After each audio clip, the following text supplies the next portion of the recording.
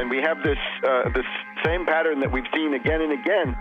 We have these individuals that have very limited mental equipment, but nevertheless they're able to work miracles. In other words, they can do things that a normal person would never be able to do. You'd be arrested, you'd be questioned, you'd be searched, you'd be stopped in some way. He gets out of countries, he's disheveled, looks like he's drugged, stumbling around. I mean, this is classic. He doesn't get on any serious list of for scrutiny or special search. And then we have this famous story of the well-dressed Indian who accompanies him. I saw two men, and they caught my eye because they seemed to be an odd pair. One was what I would describe as a poor-looking black teenager around 16 or 17, and the other man, a age 50-ish, wealthy-looking Indian man, and I was just wondering why they were together. Kind of strange. And I watched them approach what I would call the ticket agent, the final person that checks your boarding pass before you get on the plane. He gets from one plane to another thanks to this patsy minder, a patsy chaperone or patsy monitor. The only person that spoke was the Indian man, and what he said was, this man needs to board the plane, but he doesn't have a passport. And the ticket agent responded, well, if he doesn't have a passport, he can't get on the plane. To which the Indian man responded back, he's from Sudan, we do this all the time. And the ticket agent said, well, then you'll have to go and talk to my manager. And she directed them down a hallway.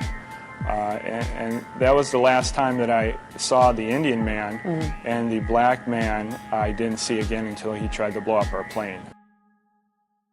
Then I'd be interested to see, is there a passport? Won't the FBI please show us a passport if there is one? They won't release the videos from Amsterdam. I mean, this is suspicious. Oh, yes. I think it's beyond suspicious. It's a clear case of a patsy. So he's a controlled asset. And, of course, it's not a matter of failure to connect the dots. We're hearing all about the unconnected dots. No, this is the desired outcome. Let me just point out a couple of other things here. We're told that this alleged bomber, right, Knicker bomber, whatever they call him, he was in contact with this character Awlaki in Yemen. And, of course, this Awlaki, I call him Awlaki the CIA lackey. Awlaki the lackey, and remember, he's a CIA lackey. He's a double agent, a triple agent, if you want. He is used as a kind of beacon to recruit patsies across the world, and they can always sheep dip somebody like Major Hassan. If they want to say, you're linked to Al-Qaeda, they just have you exchange a few emails with this Awlaki, and that's what he's good for, right? He goes back to 9/11 and Hani Hanjour. So this guy is he's a U.S. agent under whatever layers of garb that he's got. The other thing is, how was this young patsy Omar Farouk Muttalib? How was he radicalized? And I think we're getting some pretty good indications that it's this Brixton Mosque, Finsbury Mosque axis in London, the school for patsies, the British patsy. Which, by the way, 6 months ago, I remember it, you predicted we'd see plane bombings out of that mosque. This is not so hard to do. Remember Richard Reed, mentally retarded vagrant who was sleeping on the floor of Brixton Mosque, I think. He was given the same PETN explosive by somebody, so that's what this Omar Farouk was given then, allegedly, once again in Yemen. So you can see it fits together, and it all comes from these same places. There are reports today that the Christmas Day body bomber met with an American-born radical cleric, Anwar al-Awlaki. He's believed to be living in Yemen, al-Awlaki is. He's not only been linked to al-Qaeda in the past, but he reportedly exchanged emails with the suspected Fort Hood shooter Nidal Hassan before that shooting massacre in Texas. I would also point out that the security company at Schiphol Airport is ICTS, which is a Israeli-owned firm. They were the same firm that allowed Richard Reed, the shoe bomber, to board the flight, the American Airlines flight to Miami. Same explosive material was found in his shoes as was found in Mr. Muttalib's underwear. They ignored the threats on purpose. Obviously, this, we had a lot of people sitting at home over the Christmas holidays, families gathered around a television set. Another terror attack, huge problems for travel now. When we talk about screenings at the airport and other protective mechanisms along the way, what should we be doing that clearly we're not? The scanning machines that we currently are beginning to deploy in the U.S. that would give us the ability to see what someone has concealed underneath their clothing. These body scanners are the key with these different psychological syndromes where people serve the abuser. Yeah, because that's what you have to get in, as to where this is going. It's not fun. It's degradation. It's the dehumanization of the individual. So really, what they're telling you is not only do you not own your body, you own nothing. You don't even own the patents to your own genes. They're telling you you're a piece of property. What do they do when you first come into a prison? They strip you and do a medical exam to humiliate you. They hose you down in front of the other prisoners and they laugh at you, make jokes about you.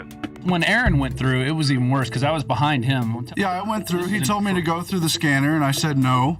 He said, "Why aren't you going to do it?" I said, "It violates my privacy."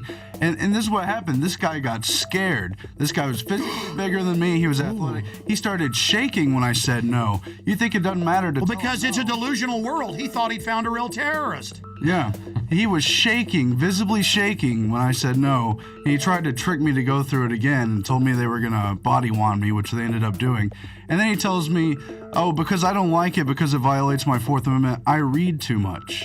Oh, you're one of those who reads too much. And you said he put his hands on you. Oh, yeah. Oh, yeah, he grabbed When I him, said just no, like this. he started shaking. He didn't know what to do, and then his first flinch reaction was to grab my arm and try to pull me through the scanner. It was absolutely crazy. And you got women apologizing to the agents. "I'm so sorry, I forgot my mascara and my lipstick."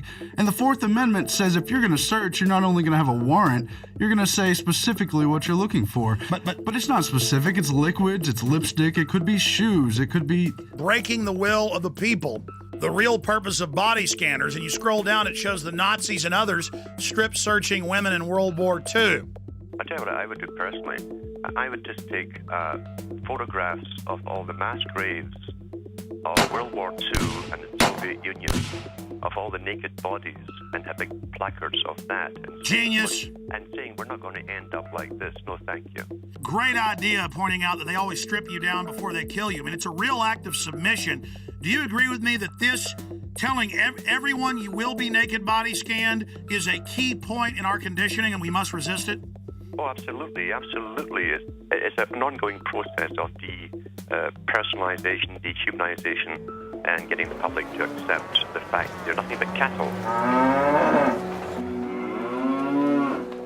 Once you're on the plane, you're coming into Detroit, what happens next? The pilot comes on the speaker and he says we have 10 minutes to landing. Flight crew, take your seats and buckle up. A flight attendant walks by my seat, mumbling to herself, "Something smells like smoke." I looked up. I'm in row 27. I could see smoke coming from row 19, 8 rows up. It wasn't a lot of smoke at that time, and it looked like it was coming from the floor.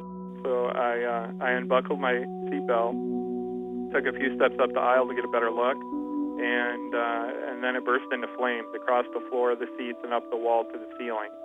When it burst into flames, people were screaming, "Fire, fire, terrorists, water, water, water, we need water, somebody get water." Flight attendants were screaming. The pilot comes on the intercom and says, "Emergency landing," and starts speeding up.